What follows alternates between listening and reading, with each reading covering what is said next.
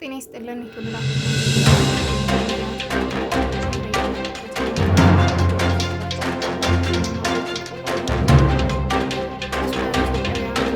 መጠለያ ጣቢያ በተነሳ እሳት የሁለት ህጻናት ህይወት ማለፉ ተገልጿል። ሙሉውን የምትሰሙት ይሆናል። ከ1 ሚሊዮን በላይ በምግብ እጥረት የተጎዱ ኢትዮጵያውያንና ናይጄሪያውያን ህጻናት አደጋ ላይ ናቸው ሲል ዩኒሴፍ ተናግሯል። ሌላኛው መረጃችን ነው። አሜሪካ ዋጋ ለማቃለል በሚሊዮኖች የሚቆጠሩ እንቁላሎችን ከቱርክና ደቡብ ኮሪያ ልታስገባ መሆኑን ተሰምቷል። እናንተ ሙሉን የምትሰሙት ይሆናል። የተወደዳችሁና የተከበራችሁ የምቹ ሚዲያ ተከታታዮቻችን አብራችሁን ስትቆዩ እነዚህንና ሌሎች የሀገር ውስጥና የባህር ማዶ መረጃዎችን የሚያደምጣሉ። አብሮነታችሁ አይለየን። በሱዳን ኢትዮጵያውያን በሚኖሩበት መጠለያ ጣቢያ በተነሳ እሳት የሁለት ህጻናት ህይወት አለፈ። በሱዳን ኢትዮጵያውያን በተለይም በትግራይ ጦርነት የተፈናቀሉ በሚኖሩበት መጠለያ ጣቢያ በተከሰተ የእሳት አደጋ ምክንያት ሁለት ህጻናት ህይወታቸው ማለፉ ተሰምቷል። ቃጠሎው የተከሰተው ከመጠለያ ጣቢያዎቹ መካከል አንዱ በሆነው ኡምራ ኩባ እንደሆነ የሱዳን ነዋሪ የሆነው ጋዜጠኛ መድህን ግደይ ለቢቢሲ ተናግሯል።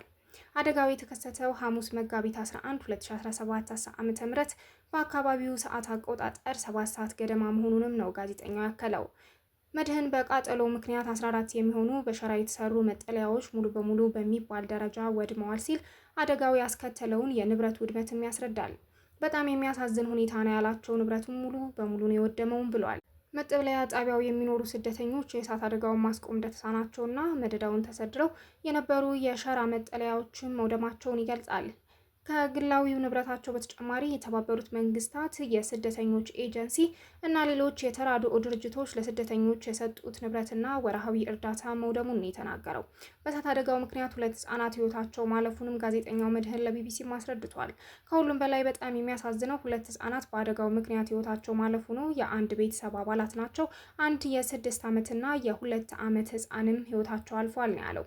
ከ4 ዓመታት በፊት በትግራይ በፌዴራሉ መንግስትና በትግራይ ኃይሎች መካከል በተነሳው ግጭት ምክንያት በርካታ የምዕራብ ትግራይ ነዋሪዎች ከቤት ንብረታቸው ተፈናቅለው ወደ ሱዳን መሰደዳቸውም ይታወሳል።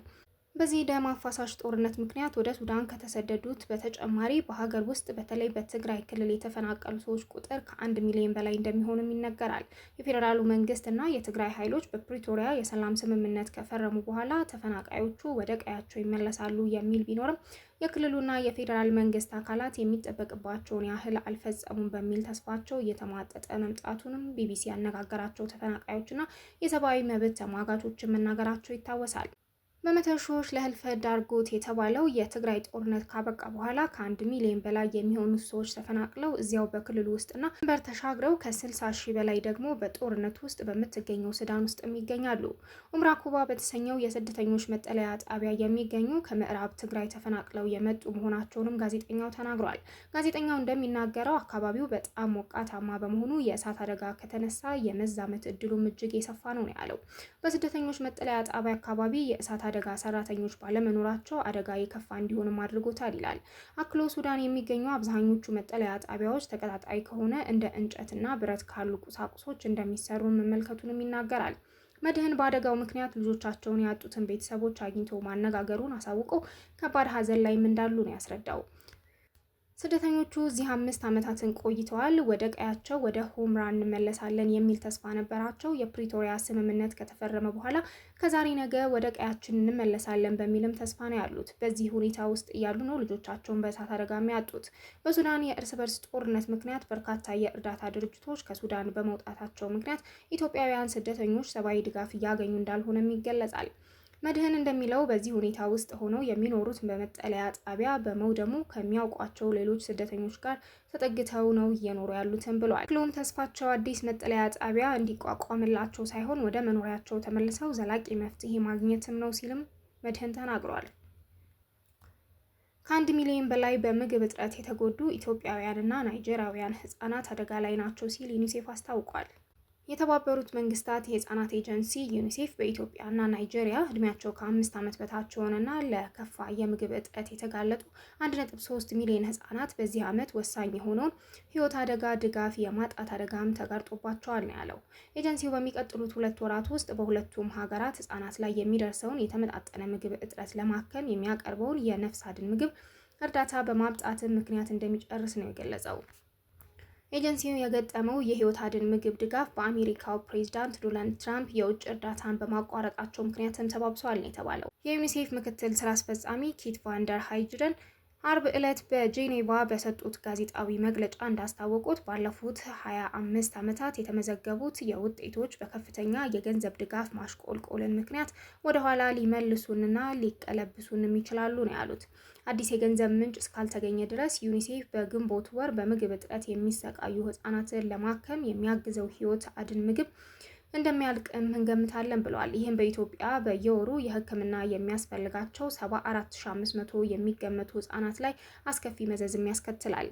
በናይጄሪያ በወር ወደ 80,000 የሚጠጉ ህጻናት ህክምና የሚያስፈልጋቸው ሲሆን የህይወት አድን ምግቦቹ አቅርቦቶች በዚህ ወርና በግንቦት መጨረሻ መካከል ባለው ጊዜ ውስጥ ሊያልቅብን ይችላል ሲሉም ቫንደር ሃይጅደን ተናግረዋል። በጥር ወር ፕሬዝዳንት ትራምፕ የመንግስት ወጪ ለመቀነስ በሚል የዩኤስኤይድ ስራዎችንም ማቋረጣቸው ይታወሳል። ይህ የፕሬዝዳንቱ እርምጃ በዓለም ጤና ድርጅትና በሌሎች ዓለም አቀፍ የልማት አካላት የተወገዘ ሲሆን ብዙ በውጭ እርዳታ ላይ ጥገኛ የሆኑ ታዳጊ ሀገራትን በተለይም በአፍሪካ ስጋት ውስጥም ጥሏቸዋል።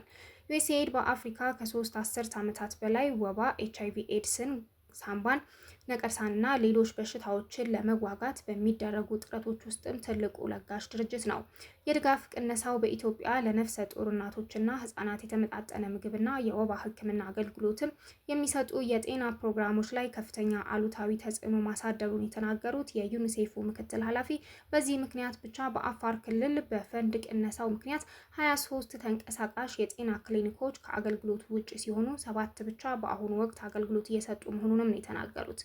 በናይጄሪያ ሰሜናዊ ምስራቅ በሽብርተኞችና በታጣቂዎች ምክንያት ባለው የጸጥታ መደፍረስ የተነሳ በሺዎች የሚቆጠሩ ሰዎች መገደላቸውንና ሚሊዮኖች መቁሰላቸውን ተከትሎ ህጻናት ለከፍተኛ የምግብ እጥረትም ተጋልጠዋል። ትራምፕ ወደ ስልጣን በተመለሱ በሰዓታት ውስጥ ነበር ለውጭ ሀገራት የሚሰጡ ድጋፎችን ከእሳቸው ፖሊሲ ጋር ምን ያህል የተጣጣሙ መሆናቸውን እስኪረጋገጥ ድረስ እንዲቋረጡ የሚያዝ ትዕዛዝ ማስተላለፋቸው የተሰማው። በቀዳሚነትም በዓለም ዙሪያ በሚገኙ ደሃ ሀገራት ጨምሮ በ120 ሀገራት ውስጥ የጤናና የአስቸኳይ ጊዜ እርዳታ የሚያቀርበው ዩኤስኤይድ ስራውን ለ3 ወራትም እንዲያቆም ታዟል። በዓለም ላይም ከፍተኛውን የሰብአዊ እርዳታ በመስጠት አሜሪካ ትልቋና ዋነኛዋ ስትሆን የዩኤስኤይድ ዓመታዊ በጀት ደግሞ 40 ቢሊዮን ዶላርም ነበር። ይህ የአሜሪካ መንግስት ውሳኔ በዓለም ዙሪያ በተለይ በኤችአይቪ ኤድስ እና በሰብአዊ እርዳታ አቅርቦት ላይ ከፍተኛ ጉድለት የሚያስከትል መሆኑን የመንግስታቱ ድርጅትና ሌሎች የእርዳታ ተቋማትም እየገለጹ ይገኛሉ። አሜሪካ ዋጋ ለማቃለል በሚሊዮኖች የሚቆጠሩ እንቁላሎችን ከቱርክና ደቡብ ኮሪያ ልታስገባ ነው። የትራምፕ አስተዳደር በአሜሪካ በከፍተኛ ሁኔታ የናረውን የእንቁላልና ዋጋ ለማቃለል በሚሊዮኖች የሚቆጠሩ እንቁላሎችን ከቱርክና ደቡብ ኮሪያ ሊያስገባ መሆኑን የተሰማው። ዋጋውን ከፍተኛ ሁኔታ ለማቃለል በተጨማሪ ከሌሎች ሀገራት ለማስገባት በውይይት ላይ መሆኑንም ባለስልጣናቱ አረጋግጠዋል። ለአጭር ጊዜ በመቶ ሚሊዮኖች የሚቆጠሩ እንቁላሎችን ለማስገባት እየተነጋገርን ነው ሲሉ የግብርና ጸሐፊ ብሩክ ሮሊንስ በዋይት ሀውስ ለጋዜጠኞችም ተናግረዋል። በሀገሪቱ የተከሰተውን የወፍ ጉንፋን ወይም ደግሞ በርድ ፍሉ ለመከላከል የአሜሪካ አስተዳደር $1 ቢሊዮን ማቀዱን ተከትሎ የአሜሪካ ገበሬዎች በ10 ሚሊዮኖች የሚቆጠሩ ዶሮዎችን ለመቀነስም ተገደዋል።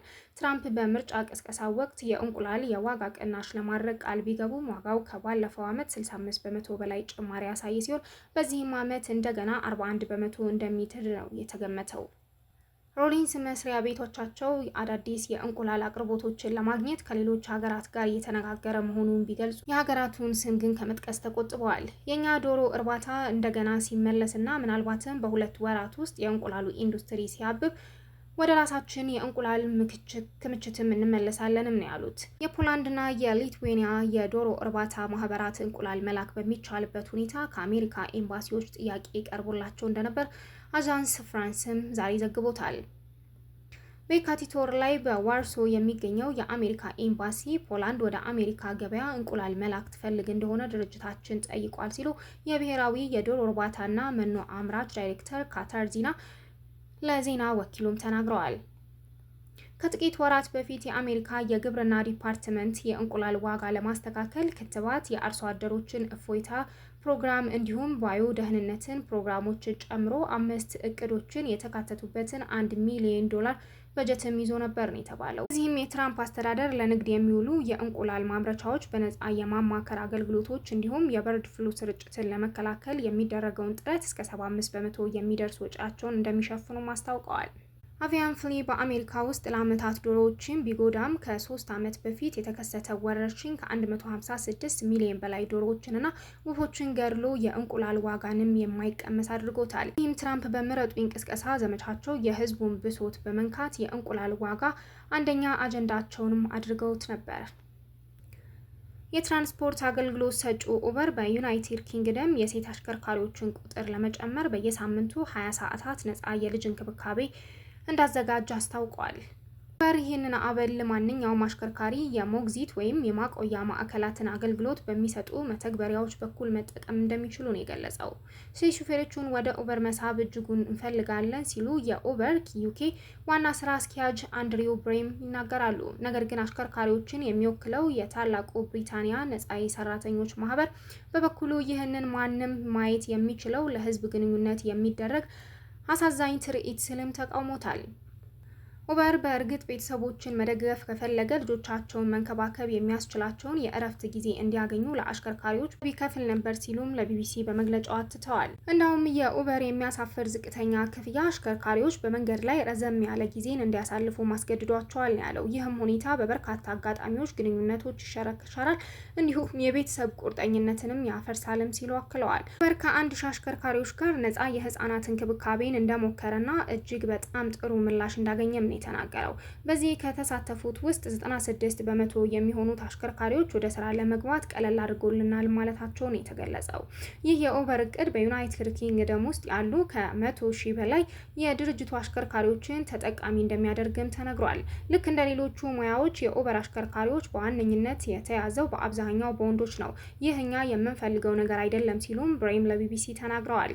ኡበር የዘረጋው ነፃ የህፃናት እንክብካቤ መጀመሪያ ላይ ከአዳዲስ ይልቅ ነባር አሽከርካሪዎች ይጠቀማሉ ብለው እንደሚጠብቁም የተናገሩት የኡበር ዩኬ ዋና ስራ አስኪያጅ ነገር ግን በዋነኝነት አሽከርካሪዎች ይህንን የመጠቀም ልምድ እንዲያዳብሩ ማድረግም ነው ብለዋል። ኡበር ዩኬ ይህንን እቅድ በአውሮፓውያኑ 2025 ሊተገበር ያቀደ ሲሆን የማራዘሙ ሁኔታ በጊዜ ሊታይ እንደሚችልም ነው ብሬማም ያመለከተው። ድርጅቱ ይህ እርምጃው በቅርብ ወራት ውስጥ ፍትሐዊ ያልሆነ ክፍያ ነው በሚል ስራ ማቆም አድማ የመቱ አሽከርካሪዎችን ለማረጋጋት እንደሚያግዝም ተስፋ ያደርጋል ነው የተባለው። ጥቅምት ወር የግላስጎ ኡበር አሽከርካሪዎች ኡበር የዋጋ ጭማሪ በደንበኞች ላይ ቢያደርግም ለአሽከርካሪዎቹ የሚደረገው ክፍያ ቀንሷል ሲሉም ለቢቢሲ ተናግረዋል። አሽከርካሪዎቹ ቤተሰቦች ቢኖራቸውም ረጅም ሰዓት ለመስራት ተገደናል በሚል ተቃውመው የስራ ማቆም አድማ በጥር ወርም አድርገዋል። ብሬም በበኩላቸው በአሁኑ ወቅት አሽከርካሪዎች ኡበር የሚወስደውን ታሪፍ ጋር ሲነጻጸር ምን ያህል ገንዘብ እንዳገኙ ሳምንታዊ መረጃ ማየት እንደሚችሉም ነው የተናገረው። አክለውም በኮሮና ወረርሽኝ ወቅት እንቅስቃሴዎች መቆማቸውን ተከትሎ አሽከርካሪዎች ያልተለመደ ከፍተኛ ገቢ ያገኙ ነበር። ለዚህም የነበረው ፍላጎት ከነበረው የተሽከርካሪ አቅርቦት በላይ በመሆኑ ነው የሚሉት እንደ ምክንያት ያቀረቡት። አሁን ወደ ተለመደው ሁኔታ ተመልሰናል። ምናልባት ይህ አሽከርካሪዎች በዚያ ወቅት የገጠማቸው ሁኔታ ላይ ተጽዕኖ ያደርጋልም ብለዋል። የተወደዳችሁና የተከበራችሁ የምቹ ሚዲያ ተከታታዮቻችን ለሰዓቱ ተሰሙት የወደድነው ዘገባ እስካሁን ያደመጣችሁትን ይመስል ነበር። ቀጣይ በሌላ የመረጃ ጥንቅር እስከምንገናኝ ድረስ ቸር ቆዩ። ሰብስክራይብ፣ ላይክ፣ ኮሜንት፣ ሼር ማድረግ እንዳትረሱ እያልኩ ከወዲሁ ተሰናበትኩ። ሰላም በያለንበት ለሁላችን።